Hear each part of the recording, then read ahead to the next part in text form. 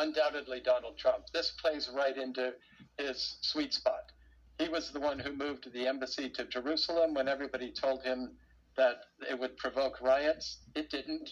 He was the one who cut off the Palestinians when everybody told him it would provoke war. It didn't. It led to peace. It led to the Abraham Accords, and which are the rapprochement between the Sunni Arab states, especially the Gulf states, and Israel. And over 1 million Israelis visited the UAE last year. That's an incredible connection and an incredible boost to the Emirati economy. Iran saw this, the Palestinians saw this, and they said, we have to stop that normalization process. We must blow up the Abraham Accords. That's why they provoked this attack now. And all of this lets Trump say, as he has been saying, see, I was right. When I was in, we didn't have wars breaking out all over the world. And when I come back in, we again won't have them. And thank you, Steve. It's my privilege, and thank you for giving me a platform. Of course, Tal, you've actually been a victim of a Hamas terrorist attack. You were stabbed by a Hamas terrorist. What does the world need to know about this group, Hamas? With your permission, let me just briefly detail what happened to me, because then I'm able to tell you what they really need to know. I'm a Jewish Israeli, British born, and I was guiding an American Christian friend as a tour guide in Israel, in the state of Israel, not outside, some dodgy or disputed territory. Beautiful day, and we were pounced on when we were hiking by 2 Palestinian Hamas machete-wielding terrorists. And they hold us hostage for half an hour in the forest with their knives at our throats. And then, they're going through my bag and they find my Israeli ID. And at this point, they must make the assumption that my friend is also Jewish. And as I said, half an hour, which is a heck of a lot of time. They tie our hands behind our back, they gag us, they take off my Star of David. They separate us by 2 meters, and then they say in Arabic, Allahu Akbar, and Itbahu al-Yahud, slaughter the Jews. And the next thing I know, I'm on my side, and one of them is leaning on me. And every time he plunges his machete into me, I can hear my bones crunch. It's that the serrated edge is getting stuck in bones. He's like bummed. It's, the inconvenience of it all. Can feel when it's going in organs. I can hear my flesh rip. Sorry, Steve, it's quite hard. And then the only thing I could do in order to try and save my life was to play dead. So I decided to keep my eyes open. And if, physical wounds healed. But I lay there, and in front of me, I watched a Hamas terrorist basically chop up my American Christian friend because they thought she was Jewish. They leave, they come back, and just to ensure that I'm dead, they roll me over and then they plunge the knife. They go for my heart, but it missed by 4 millimeters. Now they then leave again, and I have one last goal in life. As far as I understood it, my life is finished, but I did want to get nearer to where I parked the car so the Israeli police could find my body. I managed to get up. I have bones coming out of me. I've thrown up behind the gag, peed my pants, whatever. And I have a collapsed lung, excuse me, 13 machete wounds, 30 broken bones that had splintered into my diaphragm and my lung. I have a dislocated shoulder, a crushed sternum, broken shoulder blade. Can't remember what else. But in that state, I walk gag-bound barefoot through the forest, uphill, over rocks, until I find help. Now, concerning that attack itself and how it relates to your very fascinating question, they were apprehended very quickly by our amazing police service, because during the attack, I managed to stab one of them in the nuts with my penknife. And that little drop of his blood on my sleeve was enough for the police to arrest them. And by the way, they confessed to murdering another woman 10 months previously, that her murder had been unsolved. And what what is coming from all of this is two things, all right? When we were about to be attacked, I told you, they said Allahu Akbar, they said slaughter the Jews. They didn't say free Palestine. This isn't about Palestine. The continuous onslaught of Islamic terrorism has always been about the people of the book. First we come for the Jews, and then we come for the Christians. Tal Hartuv, right now in just outside of Jerusalem, Israel. Stay safe, and wishing you all the best. Thank you so much. Thank you. Play out. Joining us now, we have Yuri Dromi. He's a retired Israeli Air Force colonel who also served as a spokesman for the Israeli government. Yuri Dromi, thank you so much for joining us. Thank you for hosting me. Of course, Yuri, Israel has not had much time to mourn the loss of these thousands or 1,000+ people who've been killed, immediately now entering into war with Hamas. How is the country handling everything from identifying the victims, figuring out who the hostages are, where they're being held, and of course the logistics of this ongoing war? Indeed, Steve, you really mentioned all the challenges we are facing now. And as we speak, the Israeli Air Force is pounding Gaza, hammering in the message to Hamas that it can't do that to Israel and get away with it. We are mourning the losses. We are trying to identify the victims. There's a big, painful, sensitive issue of the more than 100 people held or abducted by Hamas over there. And this afternoon, there was also some kind of skirmishes on the Lebanese border. So all of this together, plus the shock, the initial shock about being taken by surprise like this is a very challenging moment for us. But I can tell you, Steve, that Israelis are really showing their strength and resolution. People are coming together. We just formed a emergency government or cabinet, war cabinet, and there's a lot of shows of solidarity, camaraderie. The soldiers are there, near the Gaza Strip, ready to go to action. So there is, after the first few days of confusion, humiliation, shock, if you will, we're coming back together and we're ready to do business. Yeah, you mentioned a few really good points. The spirit of the Israeli people is really unbelievable, especially, so much poise from these family members who have either lost loved ones or loved ones still unaccounted for. It's really amazing. And you also mentioned the skirmishes to the north earlier today. Gaza is actually where this attack was launched by Hamas. Even more troubling is actually Hezbollah to the north. Reports of the breach of airspace there. What is the feeling right now as residents were sheltering in place? We're worried, of course, concerned about the situation, but there's a lot of forces in the north. The Air Force can split its attention between Gaza and the north.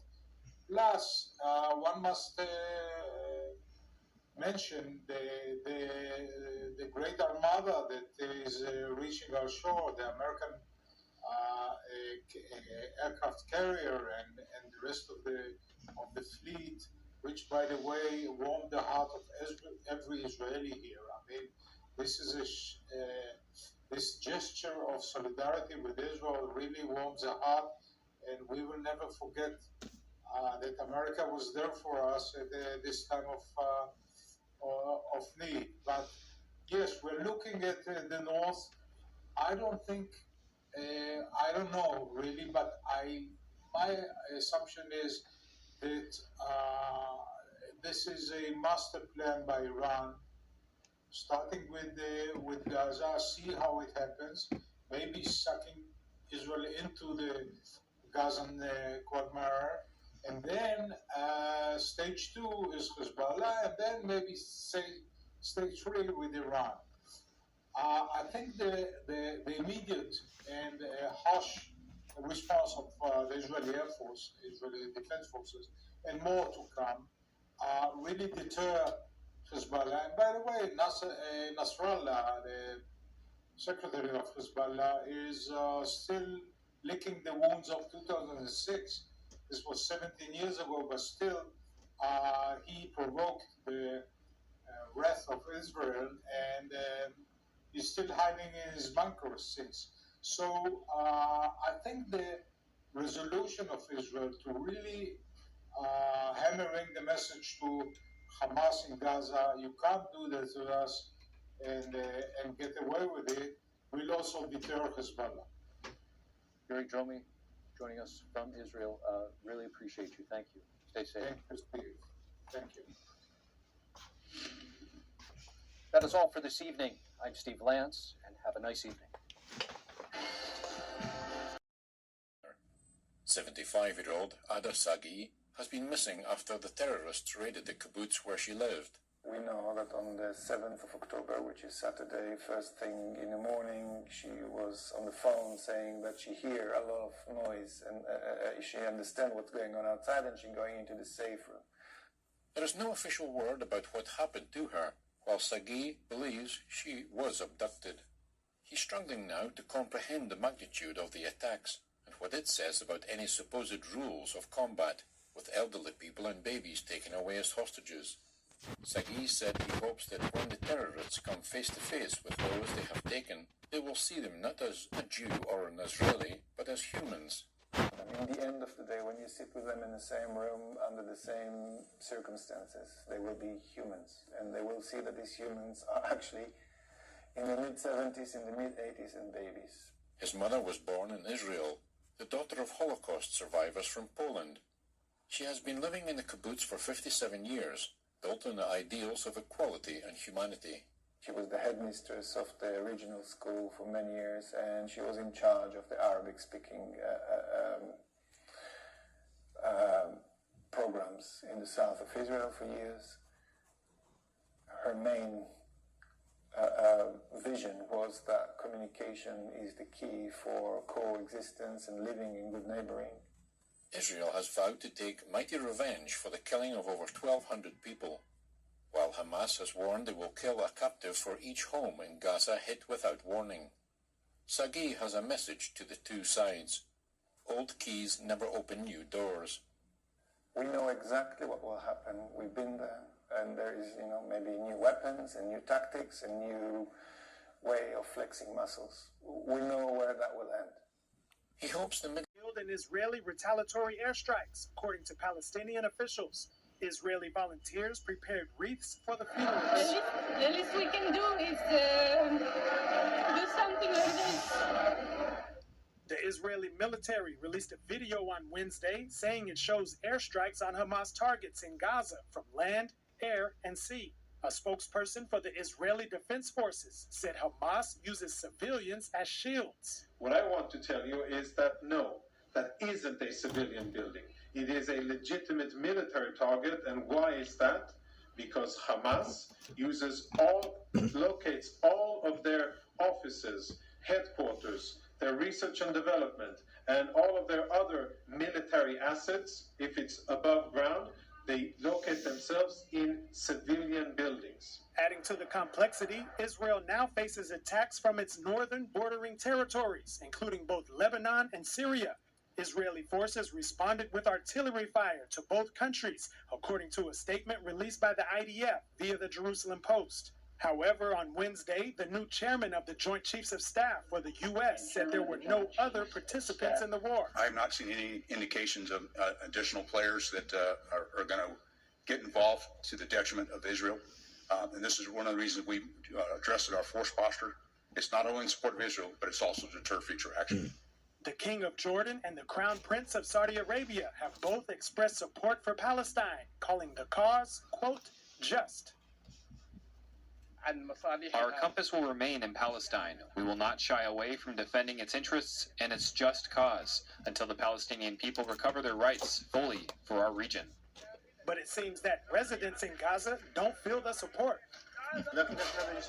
No one feels what we feel. No countries do. Not any Arab president nor the Saudi president.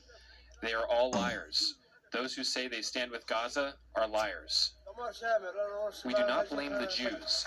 We place the blame on the corrupt Arab regimes. Meanwhile, a shipment of ammunition from the U.S. arrived in Israel on Wednesday, according to the Israeli Ministry of Defense.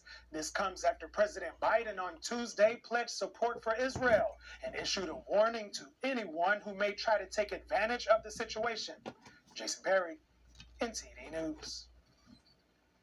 And inside Israel, political unity amid the war with Hamas. Israeli Prime Minister Benjamin Netanyahu and opposition party leader Benny Gantz today agreed to form an emergency government. It will exist until the end of the war.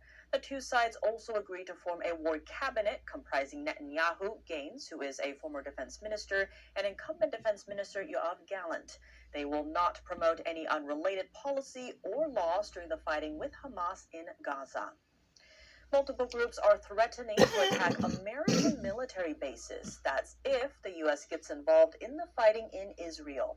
This comes as an American aircraft carrier arrives in the region. The head of Kataib Hezbollah said the group would direct qualitative strikes at the American enemy in its bases and disrupt its interests if it intervenes in this battle. The threats came just hours after an American warship arrived in the eastern Mediterranean. Kataib Hezbollah is an Iranian-backed militia founded in 2003. It's not the same as the Hezbollah, which was founded decades earlier. The head of the Badr organization made similar threats to America this week. He said, if they intervene, we would intervene. We will consider all American targets legitimate. The Badr organization is a political and military group from Iraq. It is also aligned with Iran. And the White House is now warning that more Americans might have been killed or kidnapped by Hamas. Joining us now live is NTD's White House correspondent, Iris Tao.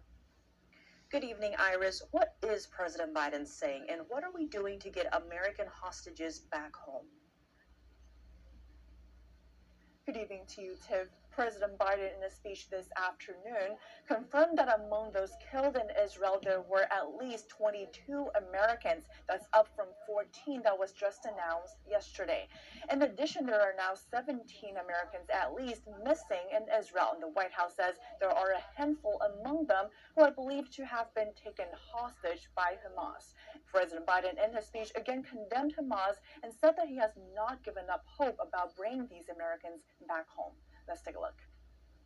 And I would argue it's the deadliest day for Jews since the Holocaust. The deadliest day since the Holocaust. We're working on every aspect of the hostage crisis in Israel. Folks, there's a lot we're doing. A lot we're doing. I have not given up hope of bringing these folks home. The White House cut off babies' heads and burn children alive. Do you support Israel's rights to defend themselves against this brutality? We're just going to go through there. You can't comment about Hamas terrorists chopping off babies' heads? The Black Lives Matter branch in Chicago, they also sparked a very strong debate after the group posted a now deleted image on Twitter showing a parachuter with a Palestinian flag and the statement, quote, "I stand with Palestine." Now, given that the Hamas terrorists used parachutes to carry out the attacks of murder, rape, and kidnappings, that was taken as a direct endorsement for terror attacks. A video then began making rounds from 2015, where at a Harvard Law School event titled Globalized Ferguson, Radicalized Policing and International Resistance, the BLM founder publicly stated her support for Palestine and condemned Israel. The other thing I'll say is Palestine is our generation in South Africa. And if we don't step up boldly and courageously to end the imperialist project that's called Israel, we're doomed. We can have a whole conversation about the settlements that we witnessed, the stories of murder and death at the hands of Israelis and Zionists. Now, many people in the Jewish community, including many who previously supported BLM, publicly condemned it. Many universities were also criticized for their response to the terror attacks. At Harvard University, more than 30 groups, student groups, they publicly stated their support for Hamas, and that was just following the terror attacks before Israel had really responded. They alleged that Israel was entirely responsible for what the Hamas terrorists did. Now, those students at Harvard, they sparked serious backlash, including from former professors and from organizations that donate to the university. And then Jonathan Greenblatt, the CEO of the Anti-Defamation League, the ADL, he was visibly bothered by the way the establishment media are covering these attacks. He voiced his concern during an interview with MSNBC. Watch. I am angry. I am angry with the world that allowed the dehumanization of Israelis and sanitized the terrorism of Hamas. I must say, I love this show and I love this network, but I've got to ask, who is writing the scripts?